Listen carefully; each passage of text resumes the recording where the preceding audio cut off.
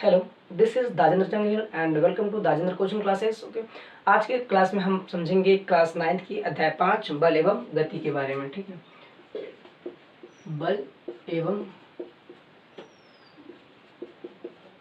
गति के नियम। ठीक है, समझते हैं बल क्या होता है, बल की आवश्यकता क्यों होती है। देखो मान लो कोई वस्तु है, ठीक है, मान लो कोई वस्तु है जो कि स्थिर अवस्था में है। ठीक है, स्थिर अवस्था में है। जब कोई कारक, ठीक है,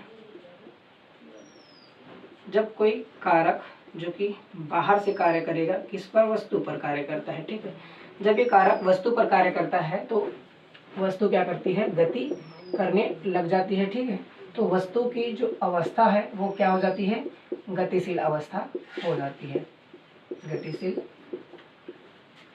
गतिशील हो जाती है। ठीक है, फिर कुछ समय बाद क्या होती है, वस्तु स्थिर हो जाती है, फिर से स्थिर हो जाती है। ठीक है, तो स्थिर कैसे होती है, कोई ना कोई कारक उस पर कार्य करता है। ठीक है, जिसके कारण क्या होती है, स्थिर हो जाती है। मतलब कि बल क्या है, किसी वस्तु की अवस्था परिवर्तन के लिए जो आवश्यक कारक होता है, ठीक है, वही क्या होता है, बल होता है। ठीक है, और बल की आवश्यकता इसलिए होती है ताकि हम किसी वस्तु को क्या कर सकते हैं, अगर स्थिर है तो उसको गतिशील अवस्था में ला सके, और गतिशील है तो उसको स्थिर अवस्था में ला सके। इसके लिए बल की आवश्यकता होती है। जैसे कि मान लो यहाँ पे फुटबॉल है। ठीक है, फुटबॉल, इसको हम, ये भी स्थिर अवस्था में है। ठीक है, इसको हम पैर से मारते हैं।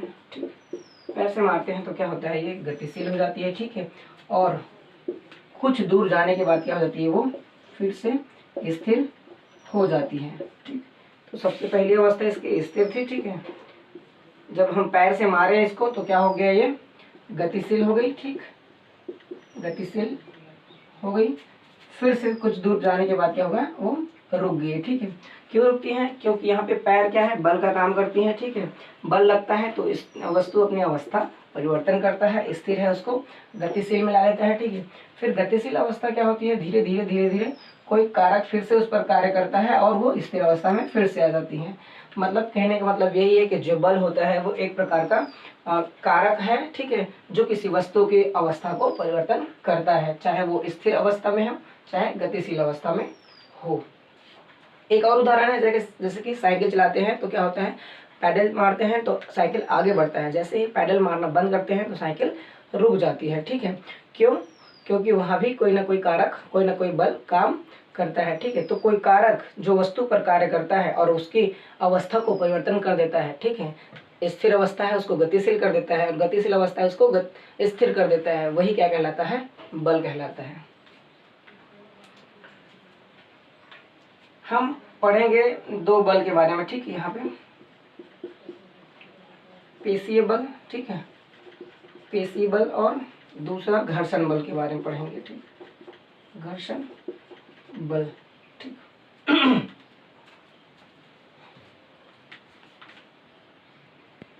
देखो जब हम क्या करते हैं, अपनी मांसपेशियों द्वारा किसी वस्तु की अवस्था परिवर्तन करते हैं। ठीक है, किसके द्वारा, मांसपेशियों द्वारा। ठीक, मांसपेशियों द्वारा, ठीक, किसी वस्तु का क्या करते हैं, अवस्था परिवर्तन करते हैं, अवस्था परिवर्तन करते हैं। ठीक है, जब हम किसी वस्तु का मांसपेशियों द्वारा वस्तु का अवस्था परिवर्तन करते हैं, ठीक है, तो वो कौन सा बल कहलाता है, पेशीय बल कहलाता है। जैसे कि मान लो एक बाल्टी है, ठीक है, जिसमें पानी भरा हुआ है। ठीक, और ये बिंदु ए पर है। ठीक है, बिंदु ए पर है जो कि स्थिर अवस्था में है। ठीक है, जब हम इसे क्या करते हैं, फिर हाथ से पकड़ते हैं। ठीक है, हाथ से क्या करते हैं, इसको पकड़ते हैं तो क्या होता है, और बिंदु बी तक चलते हैं। ठीक है, बिंदु बी तक चलते हैं, तब क्या होता है, ये बाल्टी बिंदु बी पर आ जाती है। ठीक है, तो बिंदु बी पर जब आती है तो बीच में क्या होती है, वो गतिशील अवस्था में रहती है। ठीक है, फिर जाके स्थिर अवस्था में आती है। ठीक, मतलब जो बाल्टी है, ठीक है, जिसका हम अवस्था परिवर्तन कर रहे हैं, अभी स्थिर अवस्था में है, ठीक है, बीच में गतिशील अवस्था आती है, फिर से स्थिर अवस्था में आ जाती है। मतलब इस बाल्टी की, ठीक है, पानी से भरा बाल्टी की जो अवस्था है, ठीक है, वो किसके द्वारा बदल रही है? हमारे हाथ से बदल रही है। ठीक है, मतलब हमारी मांसपेशियों द्वारा इसकी अवस्था परिवर्तन हो रही है। ठीक है, इसलिए इसको हम क्या बोलेंगे? पेशीय बल बोलेंगे। ठीक है, दूसरा हम समझेंगे कि घर्षण बल क्या होता है। घर्षण बल क्या होता है? ठीक है, तो घर्षण बल को हम कहते हैं जो वस्तु की गति को रोक देता है। ठीक है, जो वस्तु की गति को क्या करता है?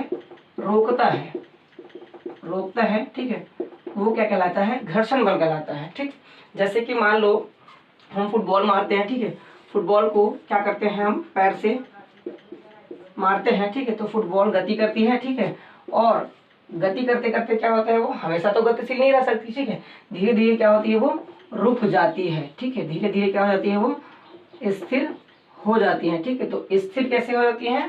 किसके कारण हो जाती है? घर्षण बल के कारण। ठीक है, क्यों? क्योंकि घर्षण बल क्या करता है? वस्तु की गति को रोक देता है। ठीक है, और क्या करता है? या तो दो सतहों पर, ठीक है, दो सतहों पर क्या होता है? देखो, फुटबॉल का एक सतह हो गया नीचे वाला भाग, ठीक है, और ये मैदान का एक सतह हो गया। ठीक है, तो दो सतहों के बीच में जो लगने वाला बल होता है वही क्या होता है? घर्षण बल होता है। ठीक है, घर्षण बल के कारण ही कोई वस्तु क्या है? स्थिर अवस्था में रह सकती है। ठीक, और घर्षण बल क्या होता है? जो वस्तु की गति को रोक देता है। ठीक है, समझते हैं कि घर्षण बल सबसे ज्यादा कहाँ पे होता है।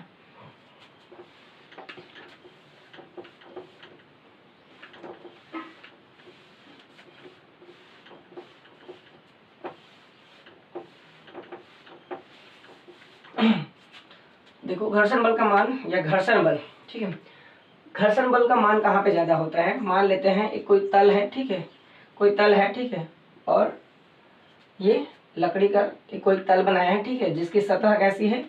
इसकी सतह भी चिकनी है। ठीक है, इसकी सतह क्या है? चिकनी है।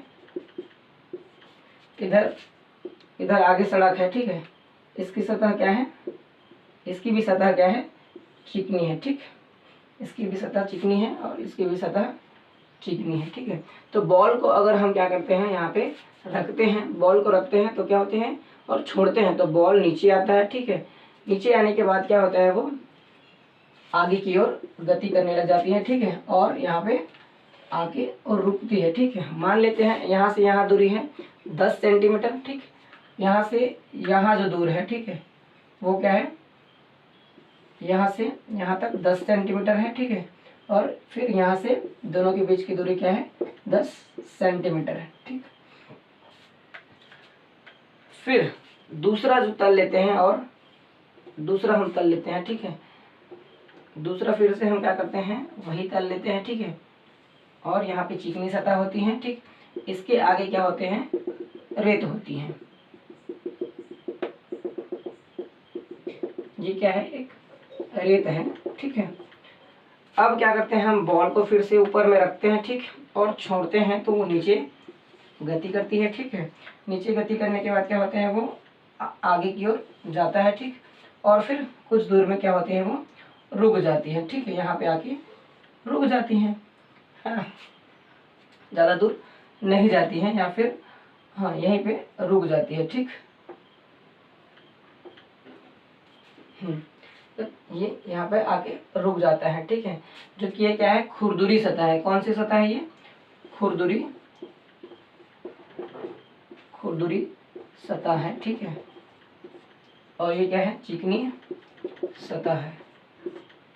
मतलब घर्षण बल, देखो घर्षण बल क्या होता है? जो वस्तु की गति को रोक देता है। ठीक है, यहाँ पे कोई वस्तु है बॉल, जो कि क्या हो रहा है? अभी 10 सेंटीमीटर दूर यहाँ से छोड़ते हैं तो आगे की ओर गति करते हुए कहाँ तक जाता है? वो एक बिंदु, ठीक है, मान लो ये बिंदु ए है। ठीक है, तो बिंदु बी तक वो जाता है। ठीक है, जो कितना दूर है? 10 10 और 10 30 सेंटीमीटर की दूरी होती है। ठीक है, वहीं पे अगर हम बात करें, ठीक है, जब बिंदु ए से हम बॉल छोड़ते हैं, ठीक है, तो 10 10 और 5 सेंटीमीटर में ही क्या हो जाती है? वो रुक जाती है। ठीक है, यहाँ पे 10 सेंटीमीटर है। ठीक, और यहाँ पे 10 सेंटीमीटर है। ठीक है, आगे जाके मान लेते हैं ये 5 सेंटीमीटर गया। ठीक है, और यहाँ पे आके बॉल रुक गया।